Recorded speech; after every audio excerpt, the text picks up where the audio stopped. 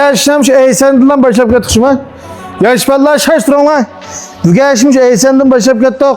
2017'deki Audi Eysen çoğunçulan çocuk'a alıysa Optimate kod tunlak barmak otarga işinip gösterem akılga mağın işinip gösteremsek bomada. Mağının işçilerime vallahi gazep yanıcı mı? Eysen'den bek yana seyretim dediğim balık yapılanlar mağına müsaade 111 man. Ödememe işçilerine. Peçetlam tokorunda kar çıkan hanım olacak işçi. Ben kendilerim görürse Eysen'den yaman deyletim dediğim balık yapılanlar. Hadi geldik bahse talaşmaydı kallam yerinde mi? Talışıgan balık işiğim mağına birleme kız gep. 2017'den Audi Eysen tokorunda çoğunçular suyduğun çoğunluk aliyse. Bugünkü bahse birleme kız gep 70 milyondan boz buldu. Bina yaptan yaxşı olsa bir ta kimlikle iktalesi. Ma talışıgan balık var kımağına. Hani ki mayak diyelim bir ta anında azara hakkında diyen balık mayak kalamıyor.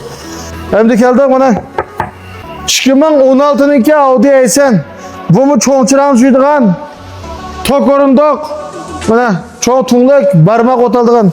Mamışım gazep yana. Her işkiniz tömürek tabi almış yok. Mağının bolduğundan yerindeyim. Birden kız gep 63 milyondan boz buldu. 16'dan ise 60 milyon, 17'den 70 milyon. İkisini kaç lokap kalsa bir tal kimliklerle beklerlerse bunda var davamlıkmış canhodan başı çıkıp durmaz. Çünkü balı şaştıramaz sol tarafta koşar beksin bilsem koşulanlar bakar azam başını tapamaya kalırsa. Ben makorlarım sözü tebratmaya tutup kaptam abi. 2022 tokmay arlaş korunlar.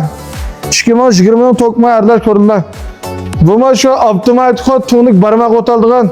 Buna maşın kalesi gazep yana maşın tömürek tabi almış yok. Mağının bolduğundan birleme kızına taşıgan balı avar kımağına 65 milyondan boz buldu. Bunda var davamlıkmış dıktanmış canhoda olsun. Azam maşın çıkarsak tapamaya kalırsan.